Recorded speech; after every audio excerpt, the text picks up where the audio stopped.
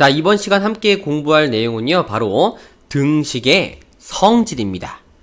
자, 이번 시간에 배우는 이 등식의 성질이 우리가 앞으로 배울 1차 방정식을 푸는 방법에 완전 기본과 근본이 되는 성질이고요. 이 내용을 토대로 여러 가지 이제 현상들이 벌어질 겁니다. 그러니 이 등식의 성질 반드시 꼭 숙지하도록 하세요. 그렇다고 해서 뭐 너무 어렵거나 뭐 복잡한 내용 절대 아니니까요. 그냥 부담 갖지 말고 이해하시면서 들으시면 될 것 같아요.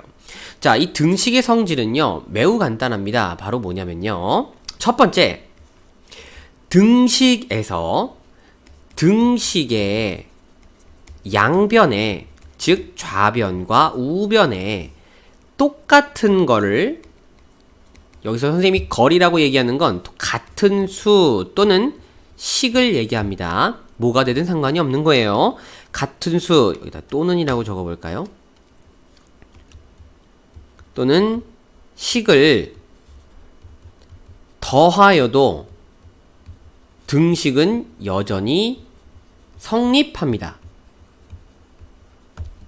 자, 이게 어떤 느낌인 거냐면 마치 양팔저울에서 지금 완벽하게 수평을 이루는, 즉 무게가 같다는 얘기입니다. 자, 완벽하게 이렇게 수평을 이루는 양팔저울이 있다고 한번 생각을 해보세요.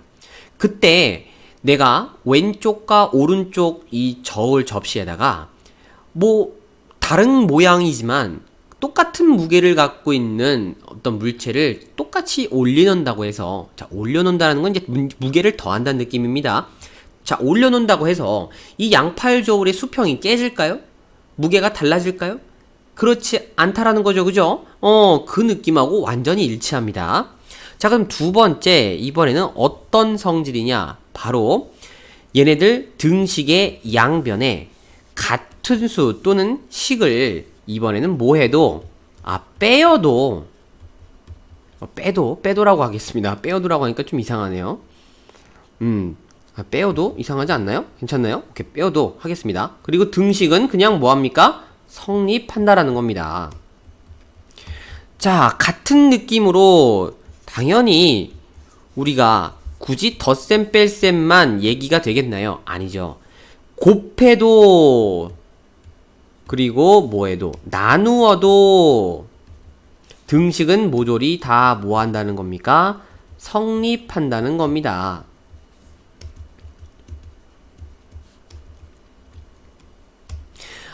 자, 이걸 식으로 선생님이 한번 예를 들어서 보여줄게요. 첫 번째를 예를 들면, 자, 뭔가 A하고 B하고 요렇게 둘이 같아요. 이건 뭐 A가 식이 될 수도 있고 어떤 값이 될 수도 있고 뭐 모르는 겁니다. 자, 이때 제3의 수가 될 수도 있고 식이 될 수도 있는 C가 요렇게 등장했습니다. 자, 그럼 내가 만약에 좌변과 우변에 똑같이 C를 더해 줄게요. 그러면 좌변은 A 더하기 C가 될 거고요. 우변은 B 더하기 C가 될 건데 이 둘은 서로 어떨까요? 맞아요. 자, 이 둘은 서로 어떻게 되겠습니까? 당연히 같을 수밖에 없겠죠. 자, 얘네들, 그리고 또 두 번째는 이거를 똑같이 뺄 겁니다. 즉 A-C 그리고 B-C, 이거를 직접 비교하면 어떨까요? 당연히 같을 거라는 얘기입니다. 그 다음에 세 번째, A에다가 C를 곱하고 그 다음 우변 B에다가 C를 곱하면 애시당초 A와 B는 같은 거였기 때문에 똑같이 C를 곱해도 좌변과 우변은 서로 어떻다? 같다는 거죠. 그리고 네 번째, A에다가 C를 나누어도 B에다가 C를 나누어도 그 크기와 값은 서로 어떨 겁니까? 당연히 같을 거라는 거죠. 물론 나눗셈의 정의에 의해서 여기서는 C가 이제 0이 아니라는 조건은 좀 만족이 되어야 합니다.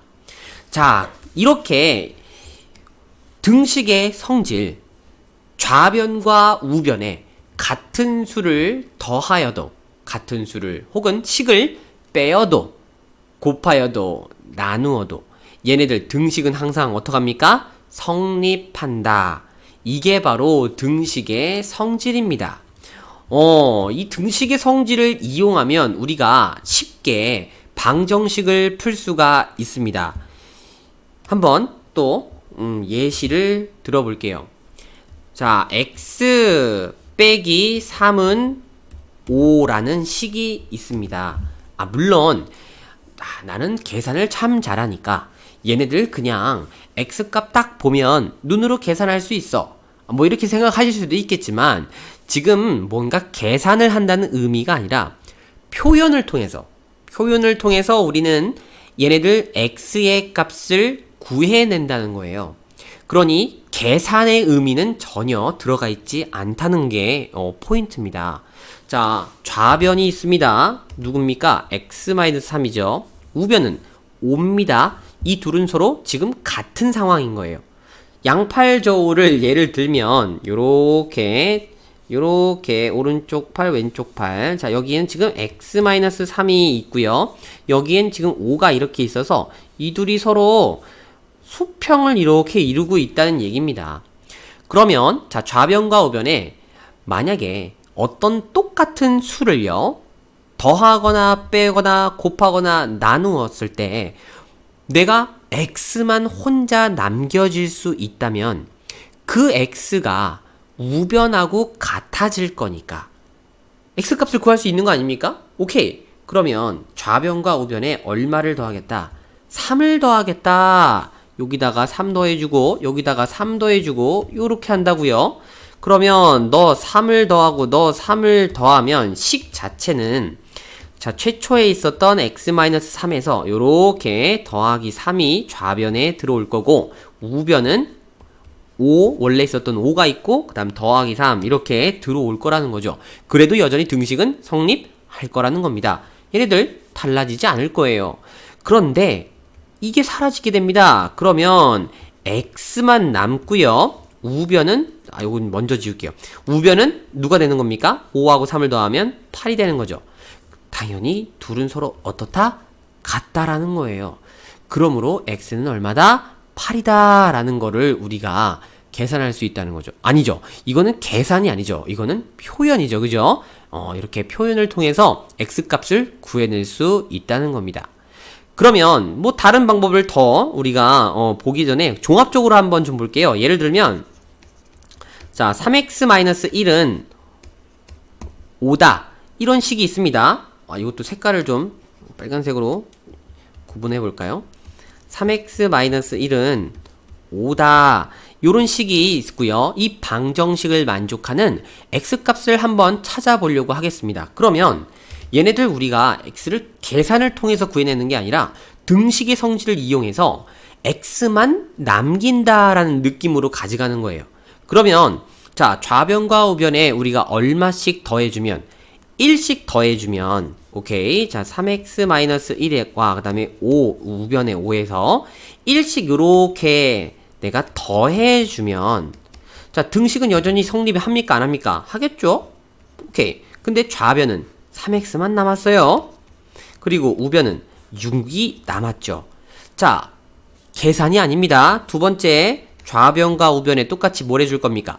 3을 나눠줄 겁니다. 즉 곱하기 3분의 1을 해준다는 얘기예요. 그래서 좌변과 우변에 똑같이 이렇게 곱하기 3분의 1 곱하기 3분의 1을 해줘도 여전히 등식은 성립한다라는 거죠. 오케이. 그러면 좌변에 뭐만 남았습니까? 3분의 1과 3이 사라지면서 x만 남고 우변에는 2가 계산되어지고요. 여전히 등식은 성립하니까 x는 2와 같다라는 표현식을 얻어낼 수 있다는 겁니다. 그러니까 앞으로 이렇게 우리가 등식의 성질을 이용해서 방정식의 x값을 구할 수 있다는 거예요. 자, 여기까지 해서 우리가 등식의 성질 한번 공부해 봤습니다.